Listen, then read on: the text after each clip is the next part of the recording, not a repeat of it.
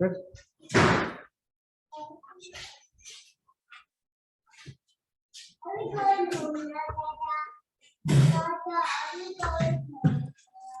But now Shabbos, Rashi talks about, it says on the Lashon Tzav Sound with Bonov, so Rashi says from Shimon that they know the zeros. Means you got to spend money. You have to kiss. You have to tell people, it's important, whatever it is. Very schwer is have to say. I mean, we're talking about Jews. We're talking about people who give tzedakah, who buy the nicest of mitzvahs. They spend the biggest of monies, and they're happy to do it. We're going to say on them they need chizus. Doesn't make sense. And everybody, when they go down to buy an esrog, even the poorer people, and they spend a couple $100 now. B'simcha God, they buy it. Give tzedakah b'simcha God. So why do you need zeros? So I want to time it.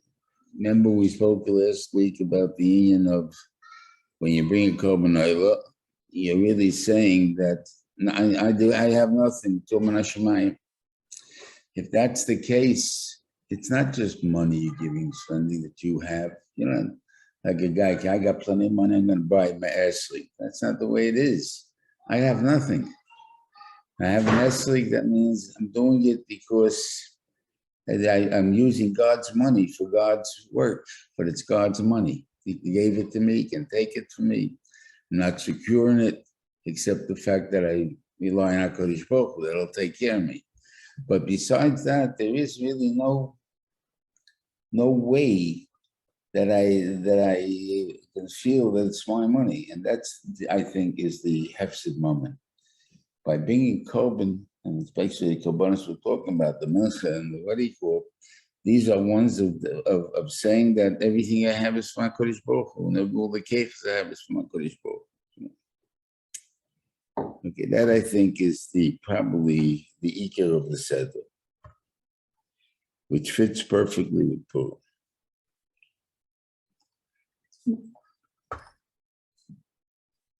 I'll tell you a story that happened with me over 70 years ago. It's a long time. I was in Telz at the time. And I must have gotten a little high. Because if I didn't, I don't think that I would have the guts to go over to Lemeya. And Lemeya was the Rosh Yeshiva at that time, Lemeya Bloch. And I went over to him and I asked him a question. This is on Purim, remember. The Torah, if we would have been Mekayim Mechias Amalek, like the Ben Shem wanted, we would have only have 612 mitzvahs left in the Torah. And that's the case, the Torah will be poorer. You have to have 613. So the fact that we would knock out one mitzvah doesn't seem right. Doesn't seem that would be, that's what the Reuven would want. And yet, l'chayr is such a mitzvah. That's what I asked him. And he answered me an interesting answer that in reality has formed a lot of the thoughts that I have about this Indian. We'll talk about it in a minute. That he said, the Banisham Parshas Zohar is not interested in killing the people of Amalek. What he's interested in is wiping out the ideas of Amalek, the kfir of Amalek. And that you always have, whether there's Amalekim here or not, that is in the world, and that you have to get out and to wipe out. Okay? That's what he told me. And after he told me that, and whatever it was, and whenever, I can't answer you when these ideas came into my head, but let's look at the Parshas. There are two distinct Parshas mentioning Zohar. One is in Parshas B'Shalach, and one is in Parshas Kiseitze. The one that we read is Parshas Kiseitze. So the shaila is, why did we pick Kiseitze? So Let's see what it says in Mishalach. Mishalach tells us the story of the war of Amalek. It's the kriya we do on Purim. And this is Lashon. Vayem Hashem Moshe. You should come by Sefer, write this down. The symbols in Yeshua, and also tell it him. That was Teisha B'Ksav, Teisha B'Peh. I will destroy Amalek. Didn't say you. This is I. Right? Okay. Vayiva Moshe Mizbeach. Vayikra Shmoy Hashem Nisi. Vayemek Yod al Keisko Melchoma Hashem Ba'Amalek Midardar. The seat of HaKadosh Baruch Hu is not is finished. The name of HaKadosh Baruch Hu is not complete as long as the ideas of Amalek or as long as there are Amalekim in the world. But I'll take care of them. Melchoma Hashem Ba'Amalek. The Feinstein is fighting with Amalek. What does it say in Parshas? He said, see? Which is the one we read, not this one.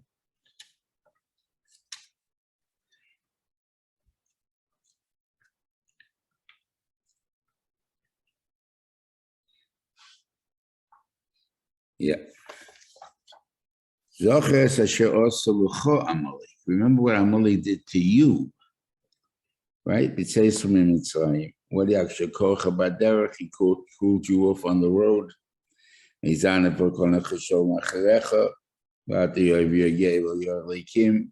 were tired, you weren't yet a nation of Yerushalayim. God will make you free from all your enemies around you. Then at that time, I want you to wipe out Amalek. When he tells you that you have no more enemies, that I assume that includes Amalek. And therefore, Amalek is also dead. So if everybody's dead, so what do you want me to do? Because now you can concentrate on yourself. Till now, you were busy worrying about Malchus and wars, things of that sort. You have no real time to concentrate on getting rid of the Amalek that's in you. But now that they are dead as people, now you can get rid of them as ideas. And that's the point of it. So this is really the one that we want, is the ideas, which I said, like I already made it told me. And according to this, will come out two chidushim, I think. There are achreinim that claim that you can be Parshas Zohar with the kli of Purim. According to what I just said, it can't be. So it's not true. Secondly, there's papers of this whole Indian of, do you make a minyan for women? Don't you make a minyan for women? And that's one of the things I think they teach them very well, because you're packed, the shoulders are packed with girls. And so therefore, they learn this din that there has to be, and yet many achreinim say it doesn't apply to women. A woman doesn't go to war. But Lamaisik, what I'm saying, it has nothing to do with war. It's a personal war in with yourself. Personal with yourself. A woman is the same as a man. Doesn't make a difference. So the will come out that women do have a chiyuv of zachar. So we have two. I guess anti what we say. I mean, the one that they're laying, that seems to be, the world took it on. So I'm not saying anything about that, but Lamaisa, according to me, it's a good thing. And also, as I say, the other thing is that there's no real chiv on anyone to go out and kill Amalekim, even if they know they're real Amalekim. There's no such chiv, because that's God's job to kill Amalekim. Using the keach for the right thing, that's a different story. But when Venshem is with Tzav us, like the Tzav Shalom Melech, to go kill Amalekim, fine. And it's also an interesting thing that there's two types of Ra in the world that the Venshem dealt with, and we know from the Torah. One of them is Sodom, and one is Amalek. Sodom, the Venshem destroys completely. Amalek, he leaves them over. It says, and again in Parshas B'Shalach, where the war is, he weakened them. So Rashi says, how did he weaken them? He killed all the strong ones and left the weak ones. And that was Al Pi Adibo, the Feinstein made such a law, where he told them to do that. Now, why would you want to keep them alive, period? He had the chance to wipe them out, right? Because a person has to know what's bad in this world. You can't just come along and say, that looks like it's bad or good. But I think that, Mussolini is making the trains come on time, right? At a good or bad thing. I have no idea, but to think about it, one thing definitely came out, the person who made the thing was not a good man. And therefore, we have to figure out, what is wrong with being so punctual that it means that the trains come on time. Now, I haven't thought about it too, but that seems to be his major accomplishment in life, was he made the trains come on time. And that, I think, is something we have to learn out and find out why he was interested so much in that. But there's so many things that we have to take into consideration of what Amalek is. Amalek has the big lie. The normal thing we say, Sheker and Emes. Emes has 2 legs. Aleph has 2 feet. The Mem has this, and he has one that goes down like that. And the Suf has two legs. So they have 2 legs. So truth stands on 2 legs. Sheker stands on 1 leg. The Shin in the Torah, by Ashkenazim, it's written this way. It comes to a point. By Svardim, it comes more like as a flat bottom, but the flat bottom is a drop curve, I think. And but even if it isn't, there's but still 1 bottom. It's a straight bottom, a big bottom, but 1 bottom, right? The Shin, the Kuf is 1 leg, the Reish is 1 leg, right? Why? Because if you don't have some truth in something, it's not believable. That's the point we have to have. So Sheker stands on 1 leg. The reason that 1 leg. But, there's a sheker that's called the big lie. In other words, there never was a Holocaust, and it was what they call it, and which was going on, and people believe it. Why? You have people that still live through it, that can still testify to it. It doesn't mean anything to them. It just never happened, right? So the point is, the big lie doesn't need a leg. And that's really Amalek. Amalek is the big lie. There was no Kriyas Yansuf. There was no Yetzias Mitzrayim. And all these things didn't exist. Never happened. And therefore, whether you're going to believe in God because of those Nisan that took place then, as far as we're concerned, they never took place. That's the difference between. So that sheker we are forced to live with. The kefir. But the sheker of Sdoim, which was to this clear, they really come out, but they were saying we have a better idea than the Ben Shalom. In other words, the Ben Shalom wants to have a Torah, laws, this and that. We have better ones. More people will listen to it, which of course is not true, but it does have an effect on people. I think the biggest one is the one of that everyone is equal, and everyone is equal. That's what we're talking about. But the equality meaning we have to lower our goals because there's certain people can't live up to it. That's when what do you call it?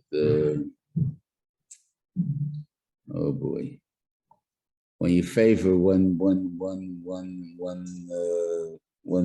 sect, one group, or whatever it is. In other words, women can't carry 200 pounds, so we'll have to make them firefighters at 150. That means you're saying all the 200 pounds people that are going to be in the fire are going to be dead. I mean, because they haven't got anyone to take them out. On the other, if you have a 200-pound a woman that can carry 200 pounds, you may be right. Maybe she deserves the position because they never gave them a chance before. But right now, to lower the standard, that's crazy. We need that standard. Same thing goes with mechanic. It's not a fixed car. So what's the book? But we're going to agree. A guy will graduate a doctor at 80%, or 70%, or something like that. Just passed. And I think I don't want to go to that doctor. I want to go to a doctor that has the ability to cure me, whatever it is there. So therefore, all of these guys, you lower the standard, that's not a good thing. And that was really what Stein did. What Stein did was originally started off was if you're too tall, chopped off your legs. If you're too short, they stretch you. What else do they do? They let you have any title you want that you're entitled to. In other words, we don't tell anybody what to do and what not to do as far as that goes. And this goes into show, when you have a test, should you put the marks on the wall, right? Like this guy 100, this guy 80, this guy whatever the things are, should you put them on the wall? And a lot of people say no, because we put it on the wall, the kids that got an 80 or 70 and stuff will be very embarrassed, right? By saying that, and it's true, they may be embarrassed, but the truth is they shouldn't be. God didn't give them the keches to get 100, assuming they studied. If they didn't study, they deserve to be muvuzah and stuff like that. But assuming they put in their keches, God didn't necessarily give every person the same keches. But what you're telling me is that the one who has the keches doesn't have to produce more than the one who doesn't have the keches. So God gave you keches. He gave it them for a reason. He didn't give it to you to just waste them. He gave it to them to do something with them. And now I don't have to do anything with them because I don't know yichus of being better or smarter or whatever it is than someone else. Because even if I am, I'm not going to get a better degree. I'm not going to get a better thing because he's going to be entitled to a degree and he doesn't even have to work for it as hard as I have to work for it. So what's the point? And that's the thing, that type of thing is not good for the world. And therefore that the Rebbeinu Shem destroys right away, those ideas. And you'll say, we got them right now in the country. So things that are so illogical. You technically can walk into a grocery store, supermarket, and take $1,000 worth of stuff and just walk out with it. They can't even call the cops on you. But if they do call the cops have to let you go. And things like that. Till then, it's not a crime. But at least not a punishable crime. So it doesn't make any sense. Yet, I assume the reason that these people are still in business is because the kids were taught to pay their debts. What's about the next generation? This is going to be the law. What's going to be with the next generation? It's going to be like this? I don't think so. Okay.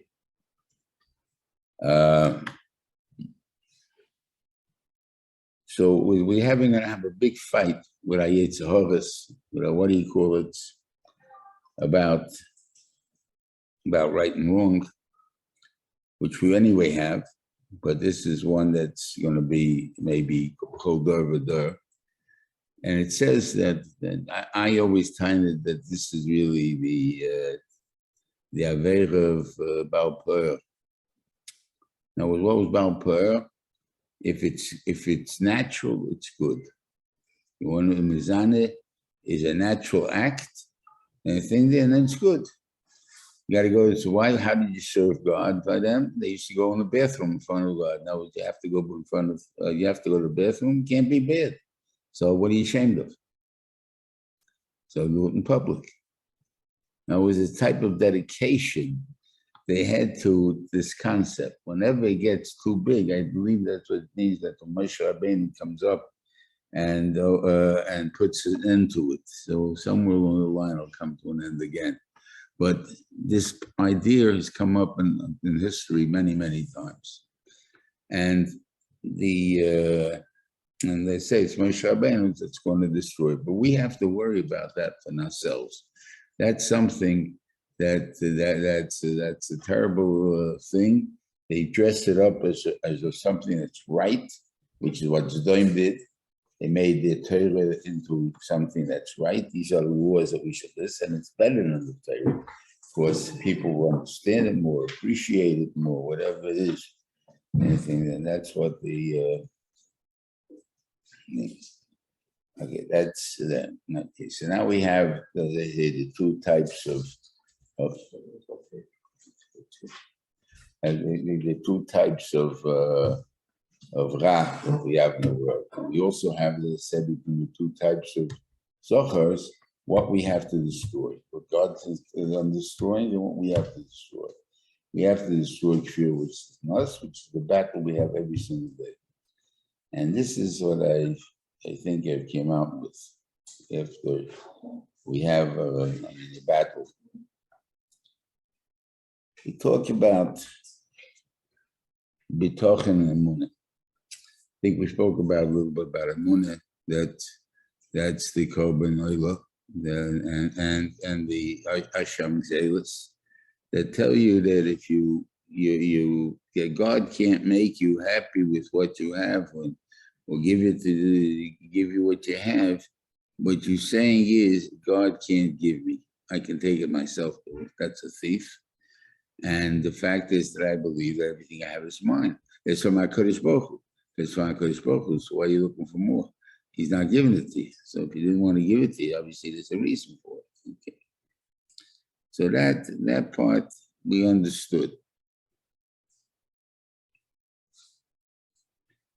And anything that disagrees with that, it's our job to get out of our system because of it's a davara. No, it's conflicting with the true emunah b'tochen that we have that. The reason we have b'tochen is because God guarantees us to a certain extent, I don't even to a certain extent, to happiness to the end and run, that I will give you what you need. Now, what you think you're not getting it, but the truth is you're getting it. The only reason you feel you're not getting it is you look at the other guy, you think the other guy has it better than you, so you think. Let's say if a king likes a frankfurter, he's not going to serve it at his dinner, at his state's dinner. So how's he ever going to eat it? He has to go into the kitchen and somehow sneak it out over there because that's what he likes, right? So it's not a good thing that if I'm trying to be rich, I'm trying to imitate what I think rich people have to have and stuff like that. And in fact, I don't even like what they serve, what they give. So therefore, this is not important.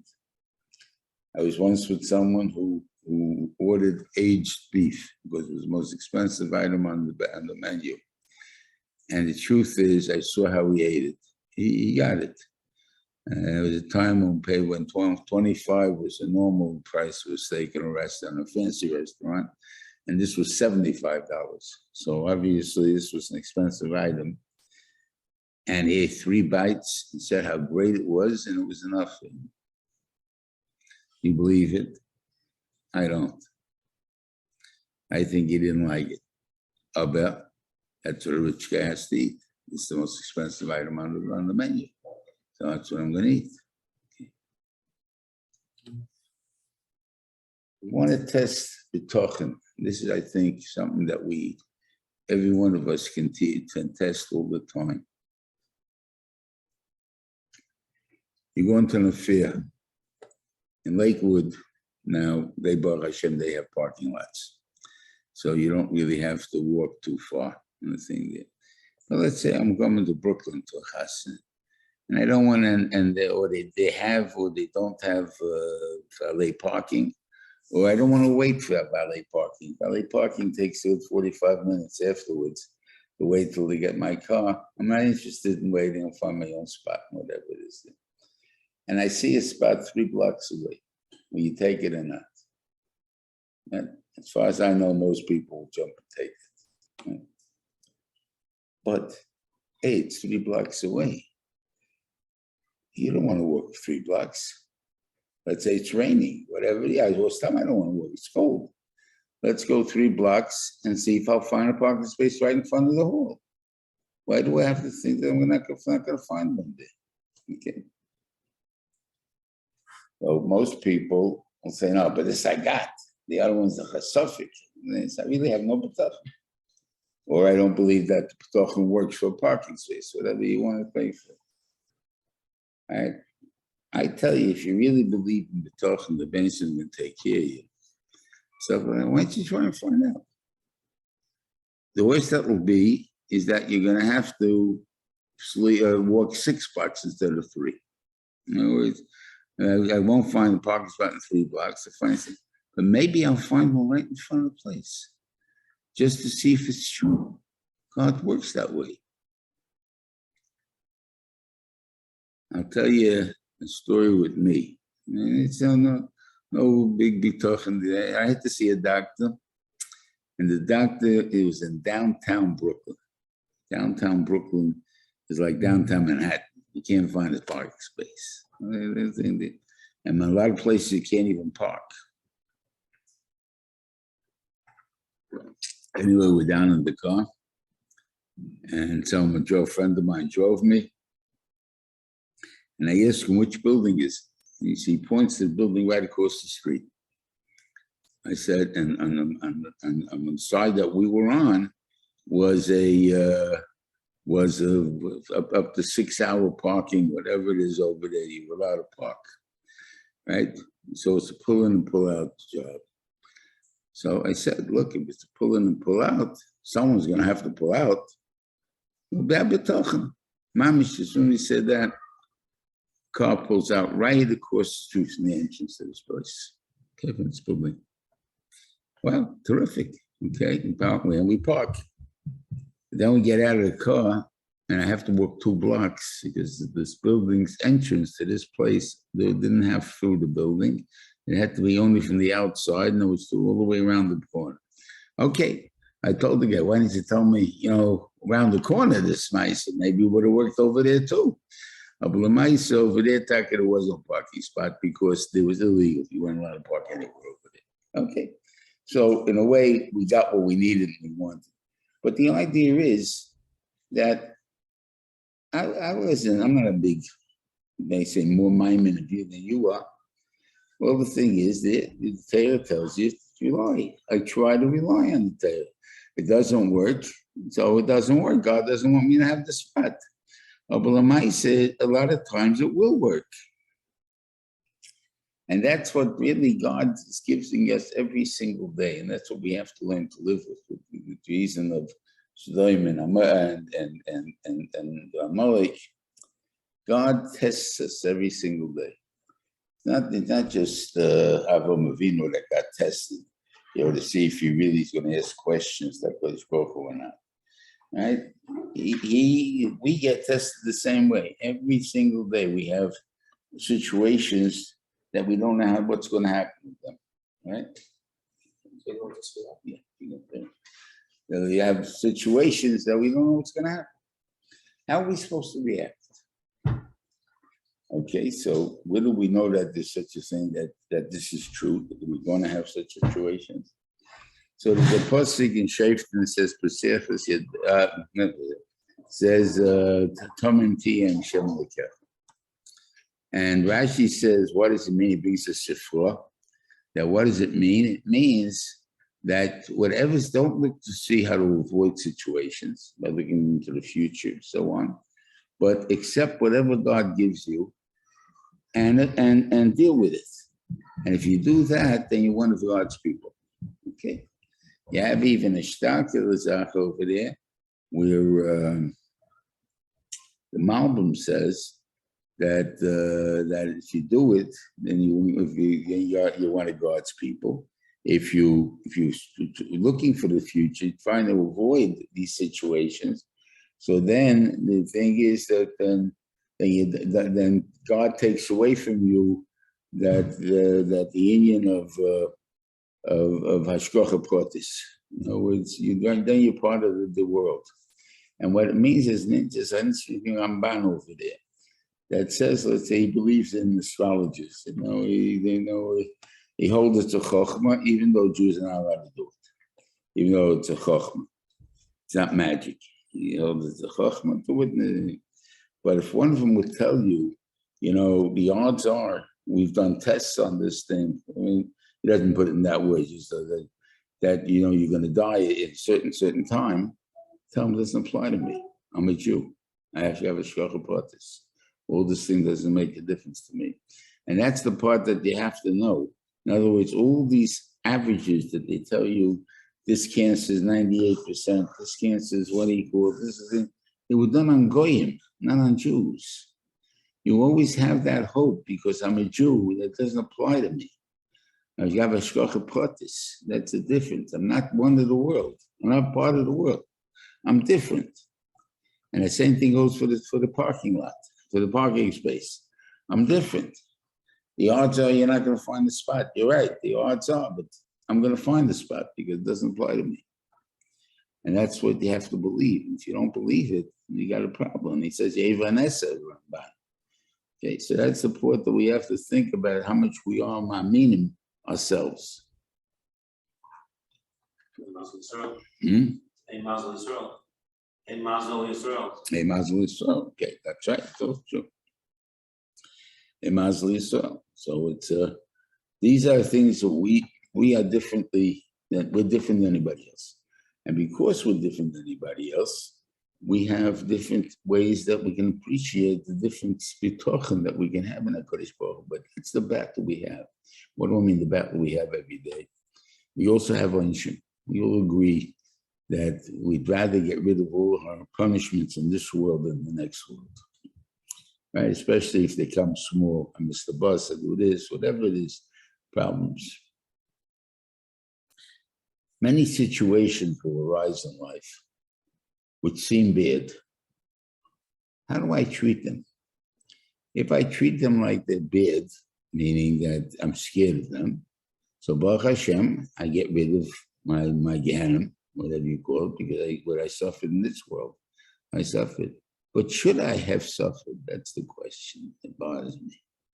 In other words, we'll give a case of Maisa of Nochamish Gamzu, which is really what it is there. But Nochamish Gamzu was asked to be the representative of the Yidden to deliver a box of jewels to the emperor, the Roman emperor, and bribe him with this box of Jews to get rid of Xeri made against the Jews, which is, okay, they figure that, Nochamish Gamzu was the guy that had a lot of nisim happen to him, so he's a good guy to send, so we send him. I don't know how they knew, whatever it is, anyway, he stays in an inn and they steal the jewels. And they fill up this box with sand. Okay. And it comes to, he doesn't even open the box. Comes to the Melech, and the Melech opens the box, and I guess you can see his look on the face that he's not very pleased with what's in there. But all he says, Gamzu L'Tayva. And all of a sudden, Eliyahu Novi standing next to him, just as a Roman, and he says to the Roman emperor, this is the sand that Avraham Avinu used against Kedar Loimer. History they knew, especially military history, against Kedar Loimer, and it becomes weapons and things, and it wipes out the enemy. Okay, maybe. So I'm going to try it in my next battle. Usually he was fighting with the Parthians, so with Kos. So he went and he did it, and actually that's what happened. So what did he do? He took this same box that had the sand, filled it up with jewels, and gave it as a matana to the Yidden, got rid of the Gzeira, and became a very good friend of the Jews. Now, he may have done it for a very selfish reason. He figures if they gave me this box, you know what they got for a pile over there? Now, I can't touch them, so maybe I might as well be friends with them. Okay, that could be. I'm not saying what the reason the Roman emperor was friendly with him, but the Maisa is, it was good. If it would have been normal, what would have happened? He would have given the jewels to the king. The emperor would then have thought about it. It does not have to be mevatel. Once you give the bribe, it's not in your hands anymore. It's in the guys when you're trying to bribe. And he doesn't necessarily have to do what you want him to do.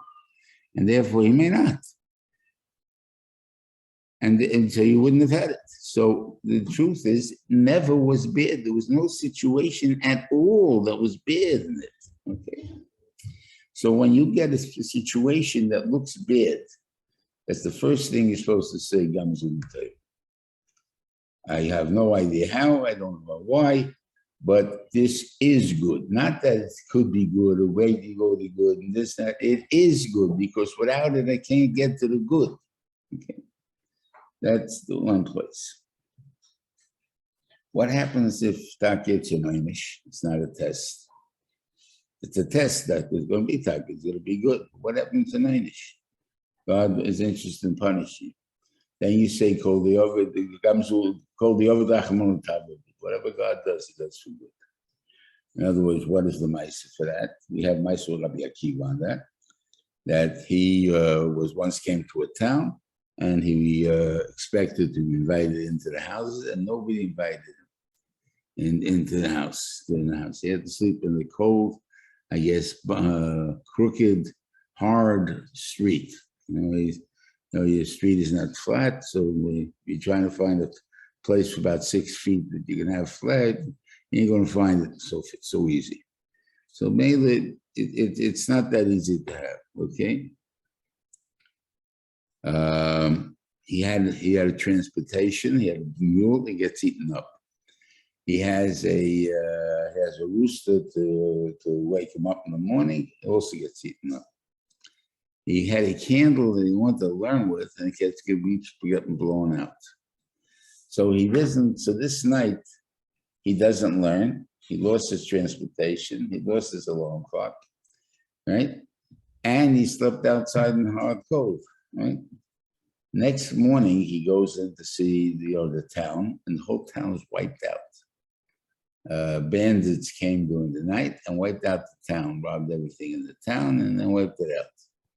If they would have seen his candle from learning, they would have known there's another person there. If they would have heard the donkey bray, they would know there's another person there. They would have the rooster crow, they know there's another person there. So in reality, the fact that he lost all these things, they were all good, right? And it was called the Avod because it's a lot better having all these things and not dying than to die, right? Than having it. So obviously, it was a good thing. But was it good? It was a bad night. He didn't learn that night. He lost the transportation. He lost the alarm clock. It cost him money. He was sleeping on a cold, hard ground. He wasn't rested for the next day either. And therefore, you can't say it was a good night, but it's a lot better than getting killed. So then you say, that's how a person should react to life. If you react that way to life, then there's no problems with life, and then you change life. I start off with Tzav, that this is good what God's done. I don't know the good, I don't see yet the good. We'll see, whatever, we'll live with it. But the end is that it's good. That's the main point that we're trying to do in there. That's one thing. I think that was a big lesson, I think, in the Megillah. And the din of kfira is a part of, as I say, emunah and betochen, that we trust that God will take care of us. But God can take care of us, and it's good things to do, wouldn't it?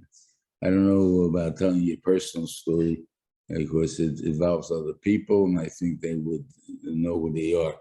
But an actual thing that you would see the beauty of it fits in perfectly into what I'm telling you. Then there's another big Indian that's in the Megillah. It says the word kol asher korohu, whatever happened to him.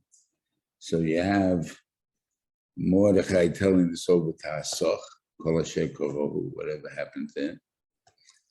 And you have on the other side Haman telling it to his wife, kol asher korohu. When was the things that had happened?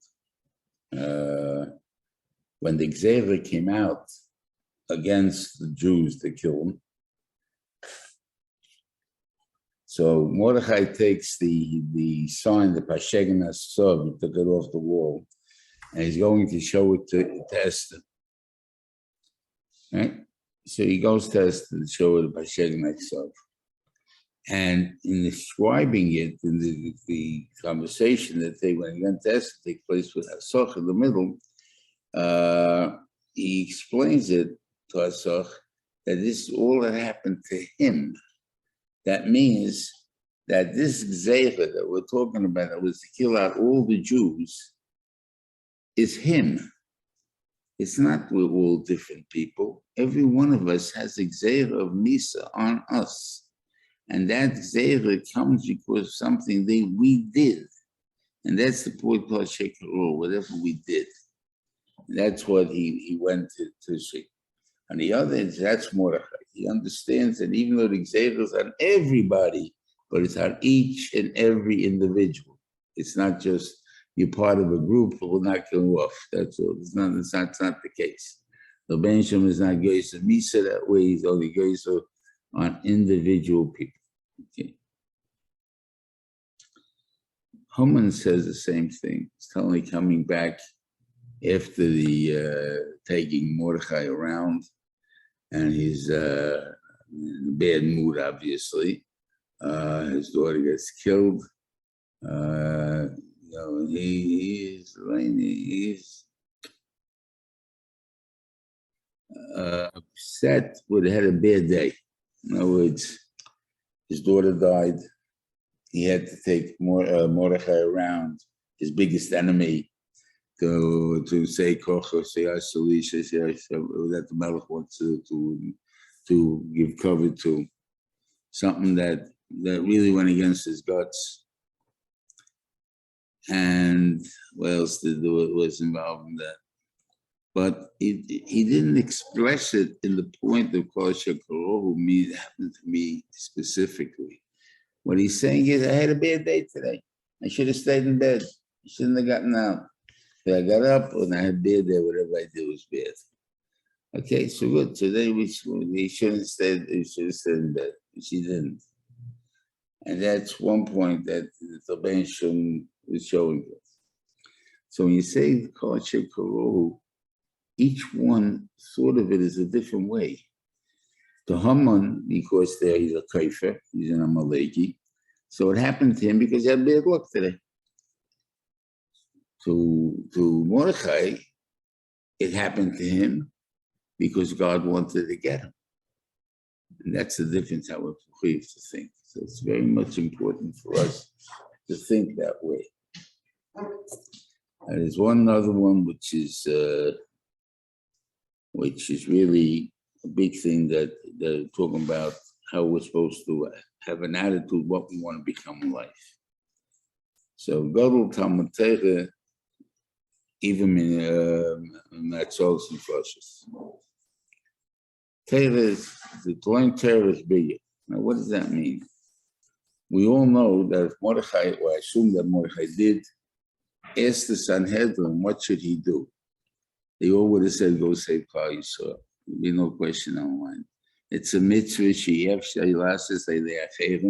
and therefore you have to do it. So what's your problem? Okay.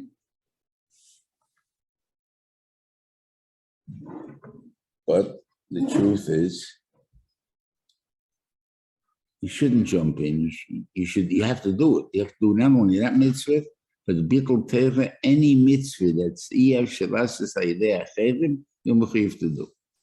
So therefore, there's a lot of Bittul Torah in the world that tells me I got to do mitzvahs and stuff. So why is the Gemara make a big issue about this? So I think the pshat is the Gemara makes a big issue because it's a nice life. Become a court Jew, meaning they're a guy hanging around the big shots of the world and asking for I guess, and it's to deal with them, simply to deal with them. And, you attend the banquets they have, and you attend the thing, and you go to the fancy houses and to all the, whatever they have at the point, they have a singer, whatever they call it. They have a little concert in the place. They have a little acting in the place. It's a cute life. It's a nice life. It's a life of ease.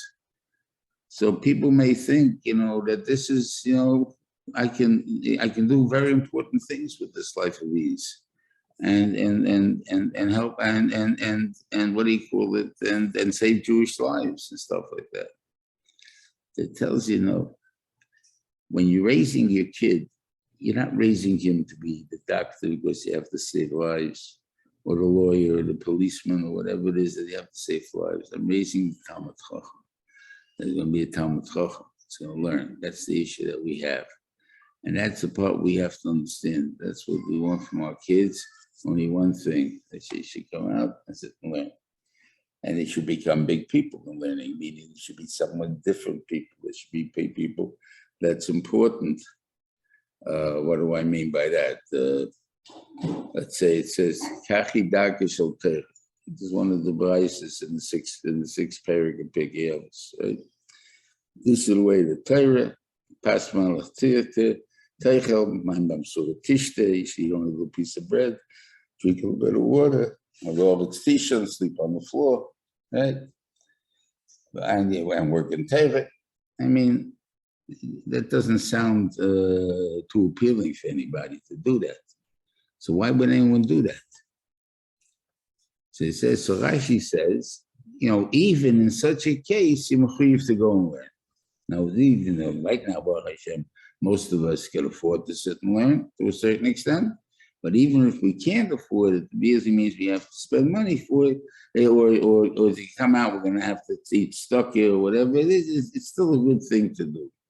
Definitely. I want to change it a little bit. Not the facts is true with what it says, but I want to translate it a different way. In other words, I seen it as they call it, having a yeshiva of dormitory kids starting with at high school age. Talking with a kid about 14 years old, comes to the yeshiva, and we put him in a room. He's not going to have the same food that he had at home. He's not going to have the same bed he had at home. You're going to have roommates that he didn't necessarily ask for. And he's going to, in order to Mashiach, is going to be on his back all the time. That's what comes out to him, right? And a lot of the kids, for the first month, when the parent asks them, probably asks them every single day, how's it going? And they'll say, I hate it here. Right? But somewhere along the line, about a month into this man, you'll find the kids start saying, I love it here. How'd you go from I love it to from I hate it to I love it in one day? The idea is, I hate it because all these conveniences that I had, or I thought I needed, existed. Right? Now I see they don't exist. So what happens? I don't have these enjoyments anymore. So I don't feel I'm doing anything anymore.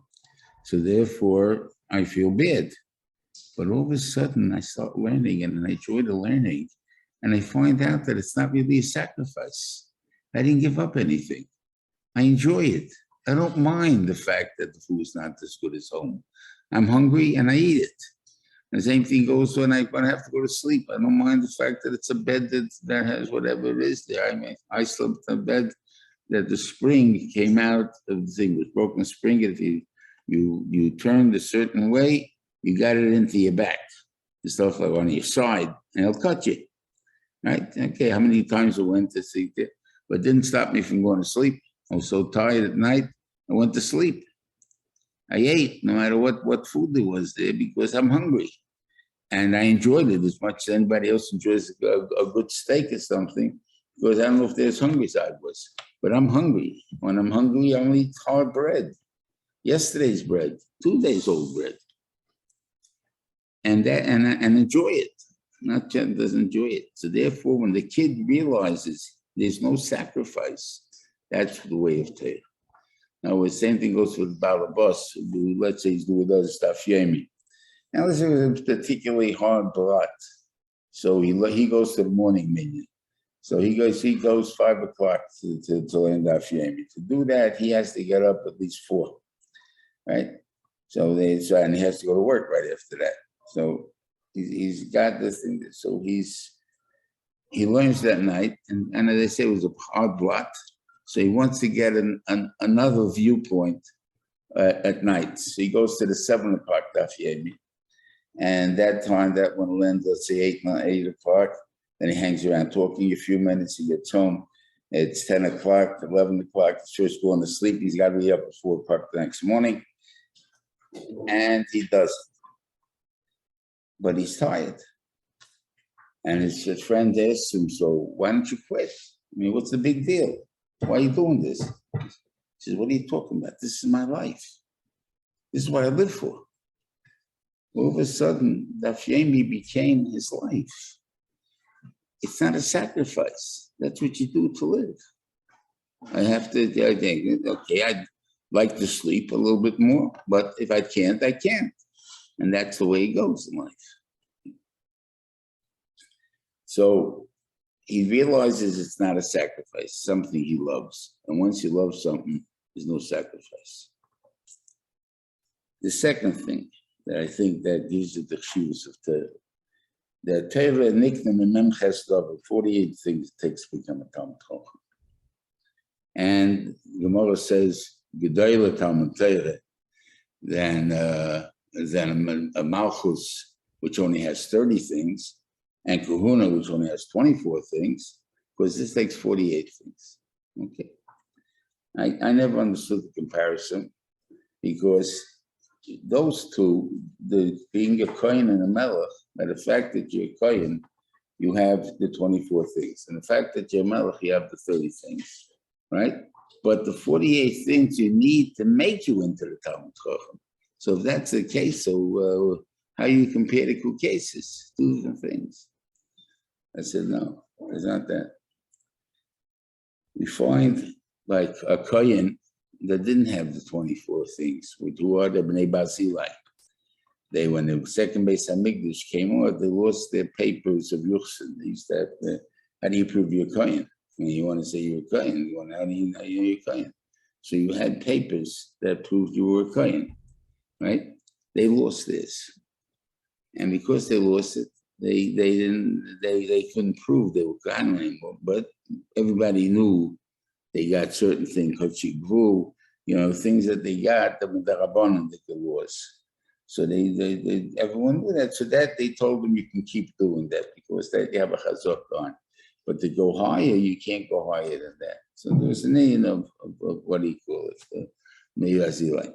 But they are Kohanim, missing part of the 24 things because they can't go up. They're not Kohanim anymore. They don't call them Kohanim anymore. They're Bnei Barzilai. Bnei Barzilai, they have a special law that they can get away with certain things. But in reality, they're not Kohanim anymore. The same thing goes with David HaMelech.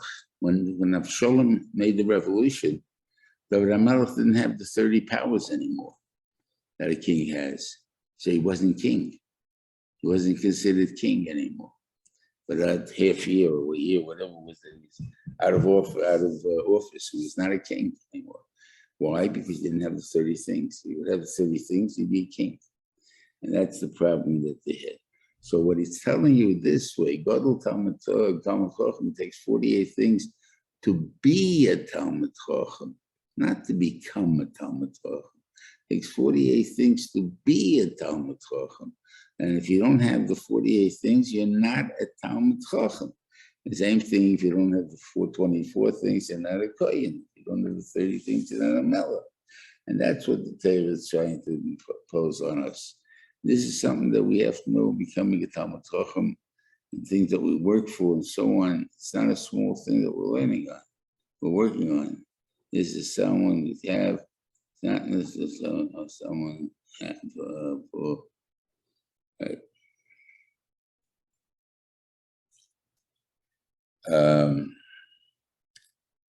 So basically, again, that's part of Purim in the way. In other words, whatever we pick to do, whatever the Torah tells us we have to do, which is to become the Talmud Chacham, become an Eved Hashem, and so on, that means we do 48 things. And by doing it, we get to love it. And when we love it, there's no nisayon at all. And if we work on this, on the testing, I mean, I'm telling you guys, try it. Try it next time you got to go. The worst that you'll find a pot 6 blocks away. It's the worst that you'll have to walk. Try and see if you can get a better spot than 3 blocks away. Okay, and you'll see that you'll get. I'm not going to tell you every time it's going to happen because you may have unction. You may have like God wants you to walk in 6 blocks and stuff like that. But it's going to see you'll find that many times you will get the spot and you'll get it close, and that way you won't. You can see a different God. You're going to talk to God all the time. I'll tell you a story after that. I once told this over to a group of guys. Believe it or not, there are shulim that have people that can't say they're lo yutzach because the money it seems they have, but pride, stuff like that. You know, the world tenses of the word stoltz. People might translate it Bach Yeshiva as Baligaiva. I'm now an Oter Bacha, whatever it is, and I have stoltz. I don't talk to younger Bachim anymore. I've reached the thing, but that's not what stoltz means. Stoltz means pride. In other words, it's not that I'm about God. I'm not better than this kid, and there's no reason for me not to talk to him. But not necessarily my friend because we're not in the same age group and stuff, but if we were, we were. And it's not a problem to being friends with a younger Bach. The problem is that Pshat is you know that you are an Alter Bacha, and it's your job to show how people have to act and have what equal, how to dress, all the things that Talmid Chacham have to do. That's because you have pride. You're going to wear that. I'm a Talmid Chacham. I can't just walk out like this. I got to walk out with a suit, with a tag. I have to look like a mensch. I have to look at the thing there. I'm going to daven. I have to put on whether the hat or not the hat, or I forgot it, and I'm not talking about it. My says, should I wear a hat? Shouldn't I wear a hat?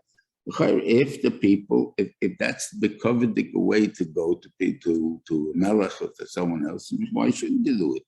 If it's not, we're out of the business. Nobody wears hats anymore. Okay, so you don't have to wear Benadin. You want to say that maybe there's a mile on it, that you have to find out if there'll be a mile on it. But basically, I don't have. I'm not tied down to any rules, whatever it is that I'm doing to give people chizuk. That this is important. This is not important, and so on. So I'm not knocking the hat, but the idea is the hat is a pride. I'm a Talmid Chacham, and Talmid Chacham dresses a certain way. He doesn't walk in with his dungarees on the thing. They just off the job. What happens if I'm a working man and I'm wearing that and then this man comes to Mincha, we better daven now, but we're not going to daven Mincha. Of course, daven Mincha with dungarees. I'm not telling you not to daven Mincha with dungarees. You'll say all these laws you heard about, from El Yisrael, you shouldn't give.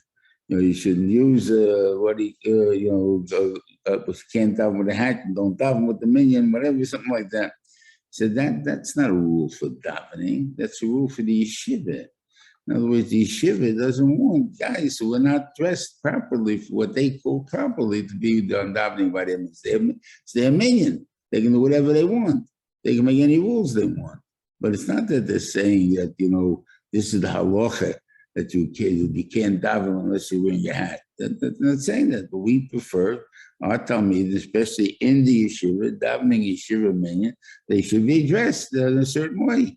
So that's what it means. So therefore, it's same thing goes on, and all these type of takonis, or whatever they're making yeshiva. It's is there any law you'll take pictures from out the yeshiva bachim, in Europe, that the comments of the things they would wear a white hat.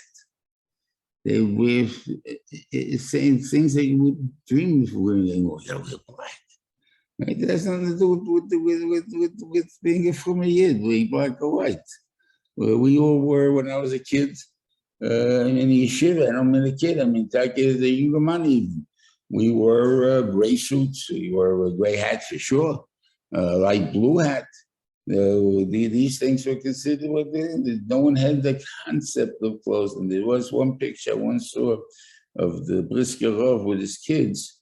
And Reb David was wearing a white double-breasted suit and a black hat, and looking with the same the face and thing, you can tell it's him.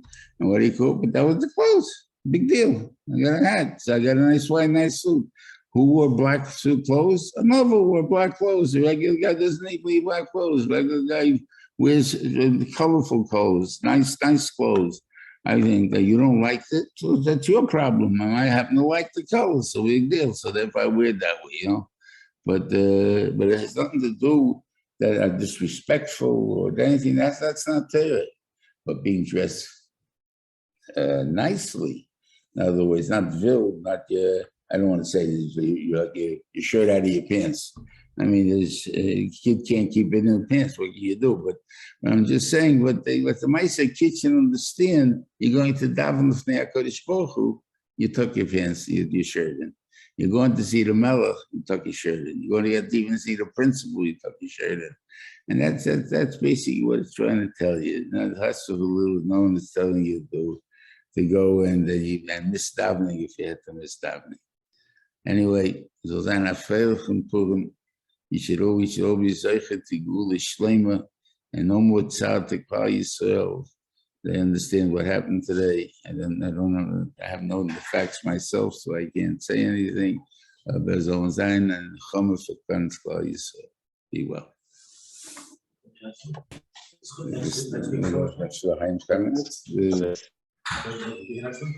That's what I said. Good Shabbos. Thank you very much. Shabbos.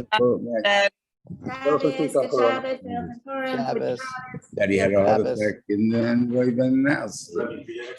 Huh?